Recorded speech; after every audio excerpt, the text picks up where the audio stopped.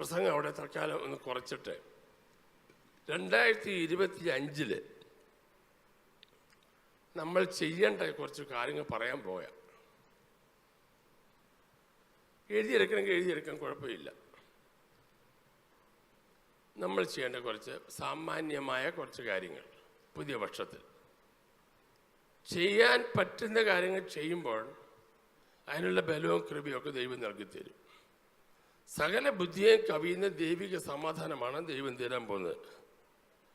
ഒന്നാമത് എനിക്ക് പറയാനുള്ളത് പെട്ടെന്ന് പറയാൻ സമയമില്ല. അതിൽ ഒന്നാമത് പുതിയ വർഷം ആഴ്ചയിൽ ഒരു ദിവസമെങ്കിലും ഉപവസിക്കാൻ നമ്മൾ തീരുമാനമെടുത്ത് പ്രാർത്ഥിക്കണം. പുതിയ വർഷം പ്രാർത്ഥനാ വർഷമാണല്ലോ. പൂർണ്ണമായോ നമ്മുടെ മറ്റേ ഫുൾ ഫാസ്റ്റിംഗ് കൊണ്ട് 365 ഡേയ്സ് പിന്നെ പറയാം. അതല്ലിത് ആഴ്ചയിൽ ഒരു ദിവസമെങ്കിലും സഭയ്ക്ക് വേണ്ടി, ദേശത്തിന് വേണ്ടി, കുടുംബത്തിന് വേണ്ടി, കുഞ്ഞുങ്ങൾക്ക് വേണ്ടി ഉപവാസത്തോടെ പൂർണ്ണമായിട്ടോ ഭാഗികമായിട്ടോ, പ്രത്യേകിച്ച് മാതാപിതാക്കൾ, പ്രത്യേകിച്ച് പഠിക്കുന്ന കുഞ്ഞുങ്ങൾ ഉപവസിച്ച് പ്രാർത്ഥിക്കാൻ തീരുമാനിക്കണം. നിങ്ങൾ തീരുമാനിച്ച് നോക്കിയാൽ ഞാൻ കാര്യം പറയാം. ഞാൻ പ്രസംഗിക്കുകയല്ല, അഡ്വൈസുകളാണ്.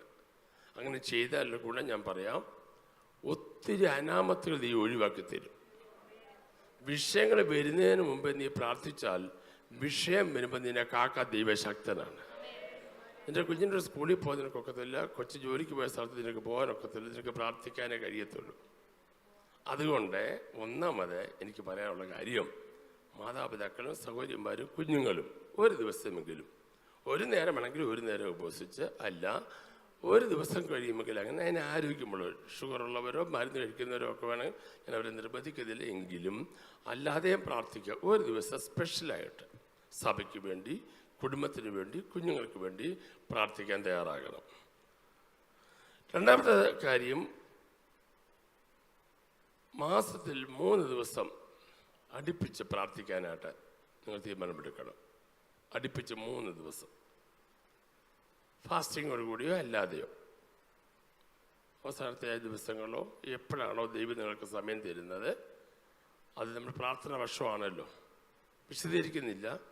3 ദിവസം അടുപ്പിച്ച് പ്രാർത്ഥിക്കാനായിട്ട് അവസരം. ആരെയും കാണിക്കാനില്ല, നമ്മൾ ദൈവമായിട്ടുള്ള ബന്ധത്തിൽ പ്രാർത്ഥിക്കുകയാണ്. നിങ്ങളിന്ന് പ്രാർത്ഥിച്ച് തുടയ്ക്ക് വലിയ വ്യത്യാസം ഉണ്ടാകും. നിങ്ങളുടെ വീടുകൾക്കകത്തും തലമുറയിലും ഒക്കെ വലിയ വ്യത്യാസം ഉണ്ടാകും. ഞാൻ ഇന്ന് പകൽ ഒരിടത്തും പോയില്ല, വീട്ടിൽ നിന്ന് പ്രാർത്ഥിച്ചുകൊണ്ടിരിക്കുകയായിരുന്നു. പ്രാർത്ഥിച്ചപ്പോൾ പരിശുദ്ധമാവ് എനിക്ക് തന്ന പ്രേരണയിൽ ഞാൻ കുറിച്ച് വെച്ച കാര്യങ്ങൾ നിങ്ങളോട് പങ്കുവെക്കുകയാണ്. നിങ്ങളത് ഏറ്റെടുക്കുകയാണെങ്കിൽ ഒരു വലിയ വ്യത്യാസം ഉണ്ടാകുമെന്നാണ് എന്നോട് ആത്മാവ് പറഞ്ഞു. അത് ഞാനങ്ങ് പറയുക, അതിന് പൊടിപ്പെന്തെങ്കിലും വെച്ച് പറയാൻ സമയമില്ല. 3, മുടങ്ങാത്ത കുടുംബ പ്രാർത്ഥന ഉണ്ടായിരിക്കണം. മുടങ്ങാത്ത കുടുംബ പ്രാർത്ഥന രാവിലെയും വൈകിട്ടും. വീട്ടിൽ ഇന്നലെ ഒരു വീട്ടിൽ ചെന്നപ്പോൾ, നമ്മുടെ സഭയുടെ വീട്ടിൽ ചെന്നപ്പോൾ വെളുപ്പിന് 5:30 മണിയാകുമ്പോൾ അവിടുത്തെ അപ്പനും അമ്മയും 2 ആൺമക്കളും കൂടെ എഴുന്നേറ്റ് എല്ലാ ദിവസവും പ്രാർത്ഥിക്കുമെന്ന് പറഞ്ഞു. എനിക്കത് കേട്ടപ്പം ഭയങ്കര സന്തോഷമുണ്ടായി. ആ കുഞ്ഞുങ്ങൾ 5:30 മുമ്പേ എഴുന്നേൽക്കും. കോളേജിൽ പഠിക്കുന്ന കുഞ്ഞുങ്ങളാണ്, 10ൽ പഠിക്കുന്ന കുഞ്ഞുങ്ങളാണ്. അവർ പ്രാർത്ഥിക്കാൻ എഴുന്നേൽക്കും. വലിയ സന്തോഷമുണ്ടായി. എന്ത് പ്രശ്നം വന്നാലും കുടുംബ പ്രാർത്ഥന ഉഴപ്പല്ല. ഒരു ദിവസത്തെ കുടുംബ പ്രാർത്ഥന നിങ്ങൾ ഉഴപ്പിയാൽ അന്ന് പകലം മുഴുവൻ നിങ്ങളെ ശത്രു പോരാടിക്കൊണ്ടിരിക്കും. എന്തെല്ലാം ചെയ്താലും കുഴഞ്ഞു മറിയും. അതുകൊണ്ട് കുടുംബ പ്രാർത്ഥനയ്ക്ക് പ്രാധാന്യം കൊടുക്കണം. പ്രത്യേകിച്ച് പ്രയർ സെൻ്ററിലെ സകല വിശ്വാസികളും രാവിലെയും വൈകിട്ടും കുടുംബ പ്രാർത്ഥന നിർബന്ധമാകണം. പ്രാർത്ഥിക്കണം. അതിൽ ഒരാളെ പ്രാർത്ഥിക്കുകയല്ല, എല്ലാവരും പ്രാർത്ഥിക്കാൻ കഴിയുമെങ്കിൽ എല്ലാവരും പ്രാർത്ഥിക്കണം. അത് വലിയ അനുഗ്രഹമാണ്. മുസ്ലിം സഹോദരങ്ങൾ അവർ 4-5 നേരം നിസ്കരിക്കുന്നു. ഹൈന്ദവ സഹോദരങ്ങൾ വൈകിട്ട് 7 മണിയാണെങ്കിൽ അവർ വിളക്ക് കൊളുത്തി അവർ പ്രാർത്ഥിക്കുന്നു. ഉഴപ്പുന്നത് നമ്മൾ മാത്രമേ ഉള്ളൂ. പെന്തക്കോസ്ത് വന്നു, ദൈവം പോക്കറ്റിലാണ്, എന്നെ കാണിച്ചാലേ കുഴപ്പമില്ല, ചിന്തിക്കല്ലേ. പ്രാർത്ഥിക്കേണ്ട സമയത്ത് പ്രാർത്ഥിച്ചില്ലെങ്കിൽ ശത്രു ജയം എടുക്കും. മനസ്സിലായോ? അതുകൊണ്ട് പ്രാർത്ഥന, കുടുംബ പ്രാർത്ഥന നിന്നു പോകല്ലേ. 4, വചനധ്യാനം, വചന പഠനം നമ്മൾ ഒഴിവാക്കരുത്. എല്ലാ ദിവസവും 3 അധ്യായമെങ്കിലും മിനിമം വായിക്കണം. പഴയ നിയമത്തിൽ നിന്ന് ഒരധ്യായം, പുതിയ നിയമത്തിൽ നിന്ന് ഒരധ്യായം, സങ്കീർത്തനം, ഇതിൽ 3-ൽ 1 വായിക്കണം. ഞാൻ നിങ്ങൾ ചോദിക്കുന്നു, ഒരു പ്രാവശ്യം ബൈബിള് മുഴുവൻ വായിച്ചോരുന്ന കൈബുക്കിക്ക് ഒരു പ്രാവശ്യം ഫുള്ള് ശരിക്കും നോക്കി ഞാൻ കാണട്ടെ. കൈതാത്തിട്ടോ? അപ്പോൾ ബാക്കിയുള്ളവരെ കൈ പൊക്കിക്കുന്നില്ല, ബാക്കിയുള്ളവർ വായിക്കാത്തവരാണ്. അതിനെ വായിക്കാത്തവർ ഈ ആഴ്ച ഈ മാസം ഒരു തീരുമാനം എടുക്കും, ഈ വർഷം തീരുമാനം എടുക്കണം, ഞാൻ ഈ ബൈബിൾ മുഴുവൻ വായിച്ചു തീർക്കണം. നമ്മുടെ സഭ ഒരു സഹോദരൻ എന്നോട് പറഞ്ഞ 50 60 പ്രാവശ്യം വായിച്ചു കഴിഞ്ഞു. ഫ്രീ കിട്ടുന്ന സമയമെല്ലാം ബൈബിൾ വായിക്കാമെന്നാണ് പറഞ്ഞത്. അത് വലിയൊരു അനുഗ്രഹമാണ് പ്രിയമുള്ളവർ. ബൈബിൾ വായിക്കുകയും ബൈബിൾ ധ്യാനിക്കുകയും ചെയ്യുന്നത് വലിയ സന്തോഷമുള്ള കാര്യമാണ്. കുടുംബ പ്രാർത്ഥനയ്ക്ക് ആരെങ്കിലും ഒരു വാക്യം വായിച്ച കാര്യമല്ല ഈ പറയുന്നത്. നമ്മൾ സ്വന്തമായി ബൈബിൾ വായിക്കുകയും ഒരു 5 മിനിറ്റ് അതിന് മുമ്പിൽ നിന്ന് ധ്യാനിക്കുകയും ചെയ്താൽ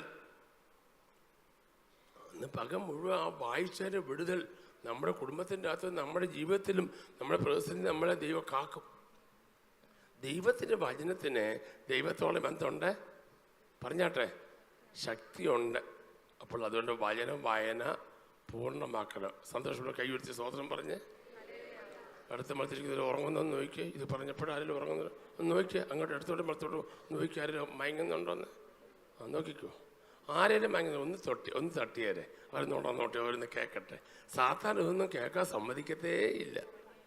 ഇപ്പം രാവിലെ 8 മണിക്ക് യോഗം വെച്ചാൽ ഉറങ്ങുന്ന പുള്ളികളെ രാത്രി 9 മണിക്ക് വന്നാൽ ഉറങ്ങിയില്ലേലുള്ള അത്ഭുതം. അപ്പം അതിനകത്ത് എനിക്ക് വലിയ അത്ഭുതമൊന്നുമില്ല. പക്ഷെ ഉറങ്ങരുത്, ഇത് ഗൗരവമായ കാര്യമാണ് പറയുന്നത്. ഒരു കൈ ഉയർത്തി ഒരു സ്തോത്രം പറഞ്ഞ് സ്തോത്രം. അടുത്ത കാര്യം, കർത്താവിൻ്റെ വേലയ്ക്ക് നൽകുവാനും ചാരിറ്റിയായിട്ട് പാവങ്ങളെ സഹായിക്കുവാനും ഒരു മനസ്സ് നമുക്കുണ്ടായിരിക്കണം. നമുക്കുള്ള നന്മയിൽ നിന്ന് മിനിമം 10-1 കർത്താവിൻ്റെ വേലയ്ക്ക് വേണ്ടി മാറ്റി വെക്കണം. അത് കൊടുക്കുന്നത് സന്തോഷത്തോടെ കൊടുക്കണം, പ്രാഗി അലച്ചും കൊടുക്കരുത്. അങ്ങനെ കൊടുത്താലേ അത് നന്മയാകത്തില്ല. ദൈവത്തിന് എന്നവണ്ണം കൊടുക്കണം. നിങ്ങൾ കർത്താവിന് കൊടുക്കുമ്പോൾ, ഒരു പാവപ്പെട്ടവർ കൊടുക്കുമ്പോൾ, അത് അവർക്കല്ല കൊടുക്കുന്നത്, ദൈവത്തിനാണ് കൊടുക്കുന്നത്. കർത്താവ് പറഞ്ഞു, ഈ ചെറിയവരിൽ ഒരുവന് നിങ്ങൾ ചെയ്തത് എനിക്ക് ചെയ്തിരിക്കുന്നു. അപ്പം നമ്മൾ ആരെങ്കിലും സഹായിക്കുന്നെങ്കിൽ ഓർക്കുക, അത് നമ്മുടെ നന്മയല്ല, ദൈവം തന്ന നന്മയാണ്. ദൈവം തന്ന നന്മയിൽ നമ്മുടെ അടുക്കള വന്ന ആരും കരഞ്ഞോണ്ടും വിഷമിച്ചും പോകല്ലേ. ചെറിയ തുകയാണെങ്കിൽ നമ്മൾ കൊള്ളയിൽ നിന്ന് ചെറിയൊരു തുക കൊടുത്തവരെ വിടണം. കർത്താവിൻ്റെ വേലയ്ക്ക് കൊടുക്കണം. 10-1 ഈ വർഷം മാറ്റിവെച്ച് കർത്താവിൻ്റെ വേലയ്ക്ക് വേണ്ടി കൊടുക്കണം. കൊടുത്താൽ നിങ്ങൾക്ക് ദോഷം വരത്തില്ല, അത് ഉറപ്പാണ്. ഞാൻ പറയാം, കൊടുത്ത് പരീക്ഷിക്കാൻ എന്ന മലാഖയുടെ പുസ്തകത്തിൽ കർത്താവ്, ഞാനിവിടെ കൊടുക്കുന്ന കാര്യം അധികം പറയാറില്ല, അത് നിങ്ങൾക്കറിയാവുന്നതുകൊണ്ട് ഞാൻ പറയാത്തത്. കർത്താവിന് നിങ്ങൾക്ക് തരുന്ന ഭൗതിക നന്മയുടെ 10-1 കർത്താവിനുള്ളതാണ്. വിത്തെടുത്ത് കുത്തരുത്, കർത്താവിന് വേണ്ടി കൊടുക്കണം.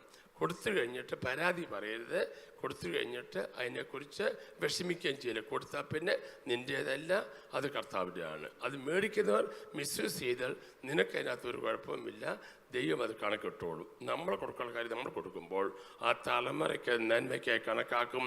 ഉറക്കൊരു സ്തോത്രം പറഞ്ഞാട്ടെ. ചാരിറ്റിയായിട്ട്, കർത്താവിൻ്റെ വേലയ്ക്കായിട്ട്, കർത്താവിൻ്റെ ശുശ്രൂഷയ്ക്കായിട്ട് സന്തോഷത്തോടെ കൊടുക്കുന്നവനെ ദൈവം എന്ത് ചെയ്യുന്നു? സ്നേഹിക്കുന്നു. ഈ വർഷം അങ്ങനെ കൊടുക്കാൻ തയ്യാറാകണം.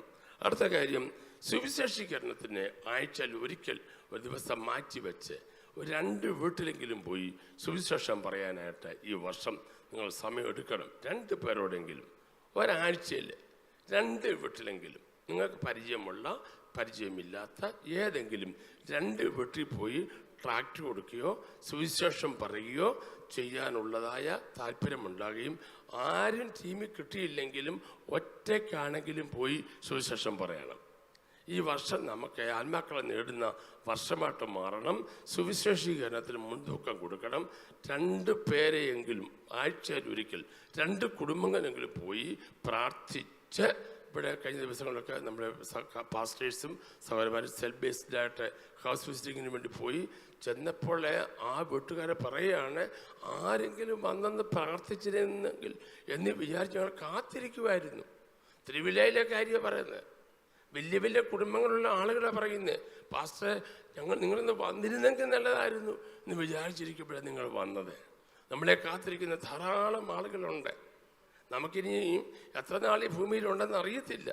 അതുകൊണ്ട് ഞാൻ സ്നേഹമായി പറയുന്നു, ദയവായിട്ട് എല്ലാവരും ആഴ്ചയിൽ 2 വീട്ടിലെങ്കിലും സുവിശേഷം പറയാൻ ഉത്സാഹിക്കുന്നു, അർപ്പിക്കുന്നു. അടുത്ത കാര്യം, സഭാവിശ്വാസികൾ കുടുംബങ്ങൾക്ക് വേണ്ടി പ്രത്യേകമായി പ്രാർത്ഥിക്കണം. പ്രേസന്റിൽ വരുന്ന എല്ലാ വിശ്വാസികളും നമ്മുടെ സഭയിൽപ്പെട്ട കുടുംബങ്ങൾക്ക് വേണ്ടി, പാസ്റ്റേഴ്സിന് വേണ്ടി, നമ്മുടെ കുഞ്ഞുങ്ങൾക്ക് വേണ്ടി പ്രാർത്ഥിക്കണം. എന്താ പ്രാർത്ഥിക്കേണ്ടത്?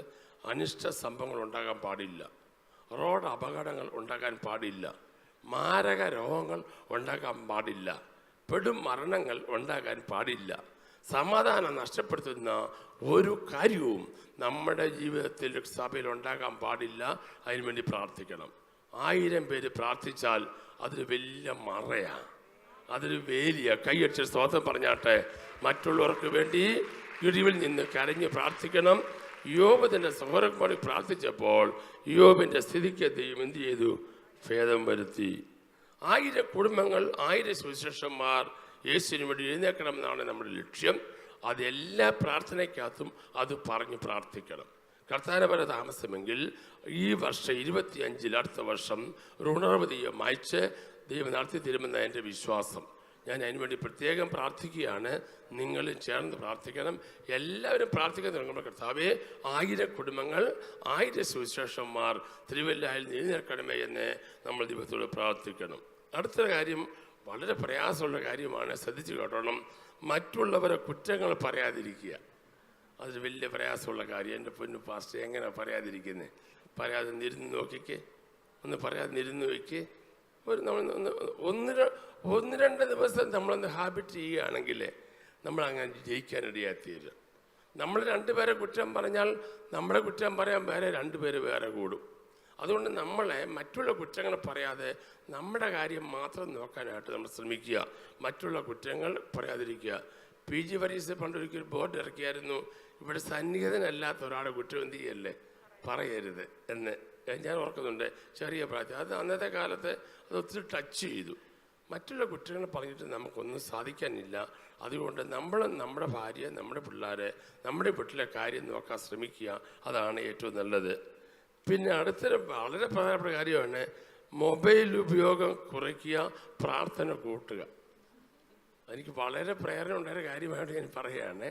24 മണിക്കൂർ മൊബൈൽ ആന്തിക്കൊണ്ടിരിക്കുന്ന സ്വഭാവം. കഴിഞ്ഞ ഒരാളെന്ന് പറഞ്ഞ പാസ്റ്ററെ, രാവിലെ എഴുന്നേൽക്കുമ്പം തൊട്ട് മൊബൈൽ, 6 മണിക്ക് തുടങ്ങിയാൽ 9:15 പോന്നരം വരെ മൊബൈലില്ല. പിന്നെ 10 മിനിറ്റ് കൊണ്ടാണ് ഒരുങ്ങി ഓടിക്കയറി വണ്ടിയിൽ കയറി പോകുന്നത്. പിന്നെ നമ്മളൊരു അതൊരു പിശാച. ഇന്നത്തെ കാലത്തെ നമ്മളെയും നമ്മുടെ കുഞ്ഞുങ്ങളെയും നമ്മുടെ പ്രായമുള്ളവരെ എല്ലാം കാണുന്ന ദിനത്തിനും മാരക രോഗമാണ്. ദയവ് ചെയ്ത് നമ്മുടെ പ്രാർത്ഥന സമയം അതിന് കളയരുത്. നിങ്ങളാരും സ്തോത്രമൊന്നും പറയണ്ട.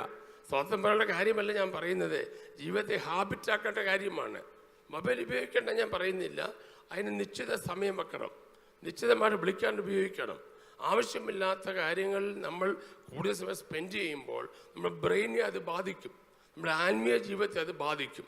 പ്ലീസ് ദയവ് ചെയ്ത് 25-ൽ തീരുമാനമെടുക്കണം. അമിതമായ ഉപയോഗങ്ങൾ കുറയ്ക്കണം. മറ്റുള്ളവരെ നന്മയ്ക്കായി പ്രവർത്തിക്കുക.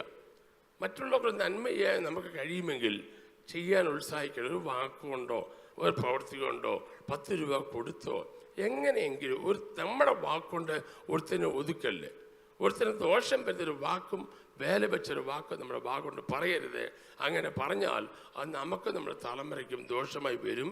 അതുകൊണ്ട് മറ്റുള്ള നന്മയ്ക്കായി പ്രവർത്തിക്കണം. അടുത്ത കാര്യം, വിശ്വാസത്തിൻ്റെ വാക്കുകൾ സംസാരിക്കുക. നമ്മുടെ വീട്ടിൽ രാവിലെ എഴുന്നേൽക്കുമ്പോൾ തൊട്ട് കിടക്കുന്നതിന് വരെ അവിശ്വാസം സംസാരിച്ച് നടക്കല്ലേ. നമ്മുടെ പേര് വിശ്വാസികൾ എന്നാ, പക്ഷെ വാ തുറന്നാൽ അവിശ്വാസമേ പറയത്തുള്ളൂ. നടക്കത്തില്ല, ഒന്നും നടക്കാൻ പോകുന്നില്ല, ഞങ്ങളുടെ വീട്ടിൽ നടക്കത്തില്ല, ഞാൻ പണ്ടേ പറഞ്ഞതല്ലേ, എനിക്കറിയായിരുന്നു എന്നൊക്കെ ഇങ്ങനെ പറയുന്ന സ്വഭാവം നമുക്കുണ്ട്. അത് നിർത്തിവെച്ചിട്ട് ഈ വർഷം നമുക്കൊരു പോസിറ്റീവാകാം. ഓർത്തോണെ, വിശ്വാസത്തിൻ്റെ പിതാവ് ദൈവവും അവിശ്വാസത്തിൻ്റെ പിതാവ് സാത്താനുമാണ്. നീ അവിശ്വാസത്തിൻ്റെ വാക്കുകൾ പറഞ്ഞാൽ നിന്നെ ബന്ധിക്കുന്നത് സാത്താനായിരിക്കും. അതുകൊണ്ട് വിശ്വാസികളായ നമ്മുടെ വായിൽ നിന്ന് വിശ്വാസത്തിൻ്റെ വാക്കുകൾ പറയണം. മനസ്സിലായോ? അതുകൊണ്ട് വാ തുറന്ന് പറയണം, എൻ്റെ ദൈവത്താൽ ഞാൻ മതിൽ ചാടി കടക്കും. കൈയടിച്ചൊരു സ്വാതന്ത്ര്യം പറഞ്ഞാട്ടെ. പടക്കൂട്ടത്തിൻ്റെ നേരെ ഞാൻ പാഞ്ഞു ചെല്ലും. കൈയടിച്ച് ഉറക്ക സ്വാതന്ത്ര്യം പറ. വിശ്വാസത്താൽ ഞാൻ മതിൽ ചാടി കടക്കും. പടക്കൂട്ടത്തിന് നേരെ പാഞ്ഞു ചെല്ലും. വിശ്വാസത്തിന്റെ വാക്കുകൾ പറയണം. രാവിലെ എഴുന്നേൽക്കുമ്പോൾ ഇന്ന് ദൈവം ചെയ്ത് നന്മ തരാൻ പോകുക. കുഞ്ഞുങ്ങളെ മാനിക്കാൻ പോകുകയാണ്. പ്രതീക്ഷിക്കാത്ത അനുഗ്രഹങ്ങൾ ദൈവം തരും. ചിലരോട് സുവിശേഷം പറയാൻ ദൈവം വഴി തുറക്കും. ഞാൻ കൈവച്ച് പ്രാർത്ഥിക്കുമ്പോൾ ചില രോഗികൾ സൗഖ്യമാകും. ഞാൻ ഫോൺ ചെയ്യുമ്പോൾ ആ ഫോണിൽ കൂടി ചില രോഗികൾ സൗഖ്യമാകും. അങ്ങനെ നീ എന്ത് പറഞ്ഞു നോക്കിക്കേ. ഒരു മണിക്കൂർ മുഴുവൻ നെഗറ്റീവ് പറഞ്ഞുകൊണ്ടിരിക്കാതെ വിശ്വാസയുടെ വാക്കൊന്ന് പറഞ്ഞ് നീ തന്നെ അവിശ്വാസം പറഞ്ഞ വീടിനെ കട്ടല്ലേ. ഞാൻ സാധാരണ പറയുന്ന കാര്യം പറയട്ടെ, വലിയ വീടുകളാണ്, എല്ലാ സൗകര്യമുണ്ട്. പക്ഷെ ആ വീട്ടിൽ പ്രാർത്ഥിക്കാൻ ചെന്നാൽ 2 വാക്ക് കൂട്ടി പ്രാർത്ഥിക്കാൻ നമുക്ക് ബുദ്ധിമുട്ട് വരിക. പ്രാർത്ഥിക്കാൻ തയ്യാറായ വാക്കുകൾ പോലും വായിൽ വരുമ്പോൾ അത് ഉടക്കി പോവുക. അത് പറയാനോ പ്രാർത്ഥിക്കാനോ കഴിയാത്തൊരവസ്ഥ എനിക്കങ്ങനെ ഒത്തിരി പ്രാവശ്യം ഉണ്ടായിട്ടുണ്ട്. ഞാൻ തിരിച്ചു വരുമ്പോൾ പറഞ്ഞിട്ടുണ്ട്, എന്തോ പറ്റിയെന്ന് അറിയത്തില്ല, സംസാരിക്കാൻ വളരെ ബുദ്ധിമുട്ടാണ്, പ്രാർത്ഥിക്കാൻ പറ്റുന്നില്ല. എന്നാൽ കൊച്ചു പെരയാണ്, മറ്റ് യാതൊരു സൗകര്യമില്ലാത്ത വീടാണ്, വലിയ ഇലക്ട്രോണിക്സ് ഉപകരണങ്ങളൊന്നുമില്ല. പക്ഷെ ആ വീട്ടിൽ നമ്മൾ പ്രാർത്ഥിക്കാൻ നിൽക്കുമ്പോൾ അറിയാത്ത വാക്കുകൾ വായിൽ വരും. പരിശുദ്ധമായ ശക്തി നമ്മളിലേക്ക് വ്യാപരിക്കും. അന്യഭാഷയിൽ പ്രാർത്ഥിക്കാൻ കൃപ ദൈവം നൽകി തരും. എന്താ കാര്യം അറിയാമോ? കാര്യം ഞാൻ പറയാം. ആ വീട്ടിൽ പാർക്കുന്നവർ പോസിറ്റീവായിട്ടുള്ളവരാണ്. ആ വീട്ടിൽ പാർക്കുന്നവർ വിശ്വാസ വാക്കുകൾ പറയുന്നവരാണ്. രാവിലെ മുതൽ സന്ധ്യ വരെ പറഞ്ഞ് വീടിനെ കെട്ടുകയല്ല ചെയ്യേണ്ടത്. രാവിലെ മുതൽ സന്ധ്യ വരെ നീ വിശ്വാസ വാക്കുകൾ പറഞ്ഞ് നീ വീടിന്റെ കെട്ട് പൊട്ടിക്കണം. പഠിക്കാത്ത കുഞ്ഞിനെ നോക്കി നീ പറയണം, എൻ്റെ കുഞ്ഞ് പഠിക്കുമെന്ന് പറയണം.